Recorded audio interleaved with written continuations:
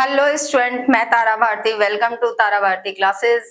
आज की क्लास में हम ग्रामर के सेक्शंस के को आगे बढ़ाएंगे और उससे बात करेंगे। ग्रामर में अभी तक हमने भाषा के बारे में समझा था। आज हम भाषा के आगे यानी कि शब्द तथा वाक्य के बारे में चर्चा करेंगे, पढ़ाई करेंगे, जानेंगे कि ये वाक्य हमारे लिए किस प्रकार से इंपॉर्टेंस रखते हैं, खास करके तब जब हम प्रश्नों को हल कर रहे हैं। मैंने आपको पीछे के क्लासेस में भी ये चीजें बताई थी कि हम चाहे किसी भी सब्जेक्ट का पेपर क्यों ना लिख रहे हो, हमारे लिए सबसे ज्यादा वैल्यूएबल होती है हमारी राइटिंग स्किल, कि हम किस तरीके से किसी भी एग्जामिनर को जो कि हमारी कॉपी को चेक कर रहा है वो हमसे इंप्रेसिव हो सके, हमसे पूरी तरीके से आकर्षित हो सके। तो आकर्षित होने के लिए आवश्यक होता है कि आप अपने रिप्रेजेंटेशन को, खास करके जब आप कॉपी राइट कर रहे हो तो आप लुक वाइज कैसे हो इससे कोई वैल्यू नहीं रखता। वैल्यू रखता है आप शब्दों के जादू को किस तरीके से घुमा सकते हो, किस तरीके से बिखेर सकते हो। शब्दों के जादू होंगे तो ये जादू चलेगा भी और आपको उसका एज ए रिजल्टेंट मार्क्स जो है वो मिलेंगे भी। तो हम अपने क्लासेस को कंटिन्यू रखते हैं और कंटिन्यू रखने के साथ ही बात करते हैं यहाँ पे शब्द की।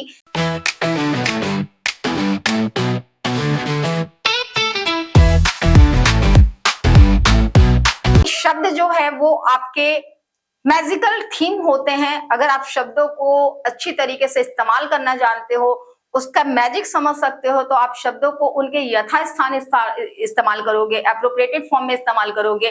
त्रुटियां होने की संभावना कम हो जाएंगी, गलतियां होने की संभावना कम हो जाएंगी। तो सबसे पहले तो मैं यहाँ पे डिफाइन करके चलूंगी कि शब्द कहते किसे हैं। शब्द कहने का तात्पर्य यह होता है कि दो या दो से अधिक अक्षरों के क्रमागत और व्यवस्थित सार्थक मेल को, व्यवस्थित सार्थक मेल को हम शब्द कहते हैं। अगर हम दो शब्दों, किसी भी शब्द के अंतर्गत अक्षरों को आपस में मिलाते हैं, जैसे कि मैंने यहाँ पे लिखा क, म और ल, यहाँ पे ये तीनों ही व्यंजन शब्द अक्षर हैं, क, म और ल। इसे अगर हमने मिलाया तो ये बना आपका कमल। सेम कंडीशन इंग्लिश में भी है। इंग्लिश में वर्ड्स को अगर हम क्रिएट करना चाहते हैं तो MAN, ये बनता है आपका मैन। यहाँ पे कुछ चीजें मैं आपको बता के चलना चाहूंगी कि जब हम दो या दो से अधिक अक्षरों को के सार्थक मेल को लेते हैं तब वो शब्द बनता है। अगर उनका अपना अर्थ नहीं निकलता तो वो शब्द नहीं मान्य माने जाते हैं। यहाँ पे कुछ चीजें आपको अपने ध्यान में रख के चलनी पड़ेंगी कि किसी भी शब्द का निर्माण स्वर और व्यंजन को मिलाए बिना नहीं होता। जैसा मैंने अब आपको उदाहरण दिया कि क, म और ल तीन अक्षर आपस में मिलकर कमल का निर्माण करते हैं, वहीं पे MAN आपस में मिलते हैं तो मैन बनता है, जिसको हम आदमी कहते हैं। लेकिन आपको ये चीजें यहाँ पर समझ के चलनी होंगी कि कोई भी शब्द वोवेल और कॉन्सोनेंट के संयोग के बिना नहीं बनाया जा सकता। मैंने आपको पीछे के क्लासेस में बताया था कि व्यंजन का उच्चारण स्वर की सहायता से किया जाता है। तो यहाँ पे क, म और ल तीनों ही व्यंजन अक्षरों के साथ स्वर का उच्चारण संयुक्त है। तो हम ऐसा कह सकते हैं कि हर एक शब्द का निर्माण स्वर और व्यंजनों के संयुक्त रूप से बनता है, उनके मिलने से बनता है। अपवाद के तौर पे इंग्लिश ग्रामर के अंतर्गत आपके दो ऐसे वर्ड है जो अपने आप में लेटर हैं और वर्ड भी हैं, अपना अकेला ही अर्थ निकाल सकते हैं, जैसे कि आई और ए। आई का मतलब मैं होता है और ए का मतलब एक होता है। ये क्रम कंटिन्यूटी के साथ चलता रहेगा। फिलहाल ये ग्रामर के क्लासेस सिर्फ और सिर्फ ग्रामर को एक्सप्लेन करने के लिए नहीं है, बल्कि आपको ये बताने के लिए है कि आपके रिटन स्किल में ग्रामर की वैल्यूएशंस क्या होती है और ग्रामर से किस तरीके से आप अपने रिटन स्किल को इंप्रूव कर सकते हो, गलतियों को कम कर सकते हो। तो हम इसी क्रम में ये जान के चलेंगे कि जब भी हम व्याकरण का अध्ययन करते हैं तो जिस तरीके से इतिहास को 3 कालखंडों में बांटा गया है, उसी तरीके से व्याकरण का अध्ययन भी 3 कालखंडों में बांटा गया है, यानी कि एंसेंट ग्रामर, मेडिवल ग्रामर और मॉडर्न ग्रामर। और इसके हिसाब से हम थोड़ा सा कंपैरेटिव ये लेके चलेंगे कि सेंटेंस इसके आधार पर कितने प्रकार के होते हैं। सेंटेंस की चर्चा करने के पहले मैं आपको सेंटेंस के को परिभाषित करके बताती हूँ कि सेंटेंस किसे कहा जाता है, सेंटेंस क्या होता है।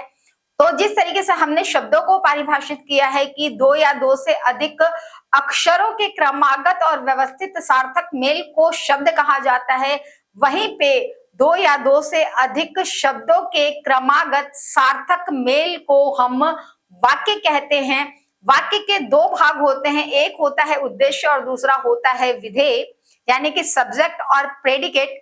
सब्जेक्ट और प्रेडिकेट में अगर आपके पास कोई भी एक वाक्य है, राम विद्यालय जाता है, तो इस वाक्य के अंतर्गत राम जो है वो आपका सब्जेक्ट है। ये पूरा सेंटेंस ही राम के लिए लिखा गया है, इसलिए राम इसका सेंटेंस सब्जेक्ट हो जाता है, यानी कि उद्देश्य हो जाता है। और राम के लिए आपने जो कुछ भी लिखा, यानी कि विद्यालय जाता है, ये आपका प्रेडिकेट होगा, इस यानी कि उद्देश्य के साथ विधेय होगा। हम वाक्य के प्रकारों के बारे में यहाँ पे चर्चा करके चलेंगे, क्योंकि वाक्य लिखते समय जिस समय आप हिंदी या इंग्लिश के क्वेश्चन पेपर को सॉल्व कर रहे होते हो, उसमें पद परिचय जैसी चीजें आती हैं, वाक्य के रूप को रूपांतरित करना आता है। तो अगर आपको वाक्य के बारे में समस्त जानकारियां नहीं होंगी, सारी जानकारियां नहीं होंगी, सेंटेंस के बारे में आपकी एक्यूरेंसी बनी रहेगी, तो कहीं ना कहीं आपको प्रॉब्लम्स क्रिएट हो सकती हैं। आप इस तरह की और भी ग्रामर की क्लासेस के लिए जो है वो इस क्लास में बने रह सकते हैं। आप ग्रामर के क्लासेस में और भी कई जानकारियां प्राप्त कर सकते हैं, लोगों से बातें कर सकते हैं, अपने कन्वर्सेशंस को कंटिन्यू रख सकते हैं। तो आपसे ये जानकारियां मिस ना हो जाएं, इसलिए आप इस क्लास को लाइक कर लीजिए, सब्सक्राइब कीजिए और शेयर कीजिए। आगे चलते हैं हम आगे की टॉपिक्स के तरफ, यानी कि वाक्य कितने प्रकार का होता है। जैसा मैंने आपको बताया कि इसको कालखंडों के हिसाब से ग्रामर को भी 3 भागों में बांटा गया है। तो पुराने ग्रामर के हिसाब से आपके सेंटेंस 6 प्रकार के होते हैं, मेडुवल के हिसाब से 5 प्रकार के और मॉडर्न के हिसाब से आपके 4 प्रकार के होते हैं। पुराने और मॉडर्न को लेकर मैं थोड़ा सा कंपैरिजन कर लेती हूँ। यानी एंसेंट ग्रामर के हिसाब से आपके सेंटेंस के जो फॉर्म होते हैं वो होता है आपका affirmative sentence, negative, interrogative, imperative, optative और एक्सक्लामेटरी। वहीं पे अगर हम मॉडर्न ग्रामर की बात करते हैं तो मॉडर्न ग्रामर में आपके जितने भी ये 6 प्रकार के सेंटेंस बताए गए हैं उन्हें सिर्फ और सिर्फ एक सेंटेंस में रख दिया गया है, जिसे सिंपल सेंटेंस के नाम से जाना जाता है। सिंपल सेंटेंस होता है, उसके बाद बारी आती है आपकी कॉम्प्लेक्स सेंटेंस की, कंपाउंड की और मिक्स सेंटेंस की। फिलहाल हमारे लिए ये जानना ज्यादा जरूरी नहीं है कि सेंटेंस कितने प्रकार के होते हैं और उनको किस प्रकार से डिफाइन करना, उनकी परिभाषा क्या होती है, बल्कि यहाँ पे ये जानना जरूरी है कि हम जिस समय सेंटेंस को लिख रहे होते हैं उस समय हमें सेंटेंस को किस तरीके से वैल्यूएबल बनाना है, और इसके लिए आवश्यक हो जाता है कि आप अपने सेंटेंस को सही तरीके से रिप्रेजेंट कर सकें, यानी ये जान सके कि आप जो सेंटेंस लिख रहे हो उनके कितने भाग हैं और आप जो भी सेंटेंस लिख रहे हो उसमें किस तरह के सिंबल्स को आपको पूरी तरीके से प्रस्तावित करना है, ताकि आपके वाक्यों में किसी भी तरह की कोई त्रुटि न रह जाए, कोई भी गलती न रह जाए। जैसे मैंने बताया कि आप जिस समय भी सेंटेंस को लिख रहे हो तो सबसे पहले आपको सेंटेंस के पार्ट के बारे में जानना जरूरी है कि सेंटेंस को 2 भागों में बांटा जाता है। पहला होता है सब्जेक्ट और दूसरा होता है प्रेडिकेट। हिंदी में इसे सब्जेक्ट को हम उद्देश्य कहते हैं और प्रेडिकेट को विधेय कहा जाता है। यानी आपके द्वारा लिखा जाने वाला किसी भी तरह का सेंटेंस, चाहे वो इंट्रोगेटिव हो, एक्सक्लेमेटिव हो, ऑप्टेटिव हो या फिर अफर्मेटिव या नेगेटिव ही क्यों ना हो, हर तरह के सेंटेंस के 2 भाग होते हैं, पहला हिस्सा सब्जेक्ट का और दूसरा हिस्सा प्रेडिकेट का। सब्जेक्ट कहने का तात्पर्य ये होता है कि जब भी आप कोई वाक्य लिख रहे हो तो ये पूरा वाक्य लिखा किसके लिए जा रहा है। तो अगर मैंने यहाँ पे एग्जाम्पल के तौर पर आपको एक सेंटेंस दिया, राम गोज टू स्कूल, ये पूरा sentence Ram goes to school लिखा सिर्फ और सिर्फ एक सब्जेक्ट के लिए जा रहा है, एक के लिए जा रहा है, और वो है आपका राम। यानी राम ही आपके इस सेंटेंस का सब्जेक्ट है, जिसको हम हिंदी में जब टेंस लगा रहे होते तो हम कर्ता भी कहते हैं, यानी कार्य करने वाला व्यक्ति। जो किसी भी सेंटेंस के अंतर्गत वैसा व्यक्ति जो कार्य का संपादन कर रहा है उसे हम कर्ता के नाम से जानते हैं और यहाँ पे सब्जेक्ट कह सकते हैं। अब चूंकि ये पूरा का पूरा सेंटेंस राम के लिए लिखा गया तो राम तो सब्जेक्ट हुआ, लेकिन राम के लिए जो कुछ लिखा गया that means goes to school, विद्यालय जाता है, ये हो गया आपका प्रेडिकेट।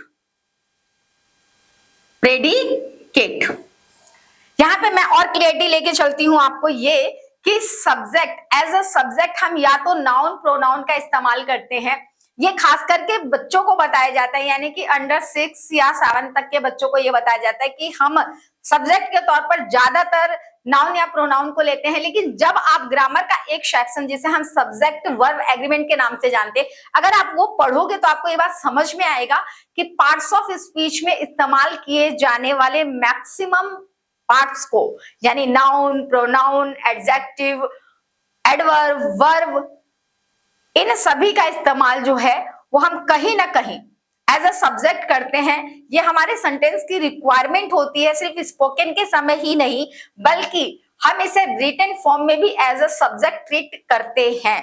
अब अगर बात आती है प्रेडिकेट की, तो प्रेडिकेट के फॉर्म में हम पार्ट्स ऑफ स्पीच में इस्तेमाल करने वाले 8 के 8 भागों का इस्तेमाल उनके उचित स्थान के अनुसार कर सकते हैं और करते भी हैं, जैसा हमारी सेंटेंस की रिक्वायरमेंट होती है।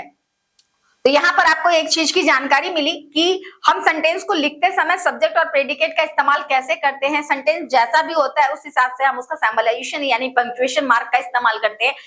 अब यहाँ पे मैंने एक वर्ड यूज किया है पंक्चुएशन। अगली क्लास जो है वो आपकी पंक्चुएशन को लेकर होने वाली है, ताकि आपके वाक्य को लिखने में किसी भी तरह की कोई भी त्रुटि ना बच जाए, कोई भी गलती ना रह जाए।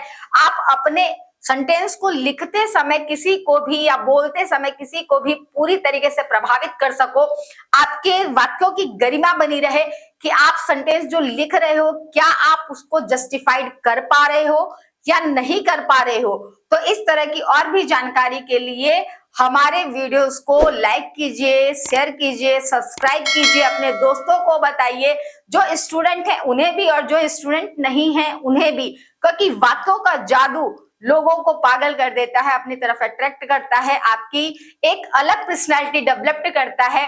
और इसी तरीके से और भी क्लासेस हम आगे के ग्रामर में के क्लासेस में देते रहेंगे और भी विशेष जानकारियों को बनाए रखेंगे। धन्यवाद।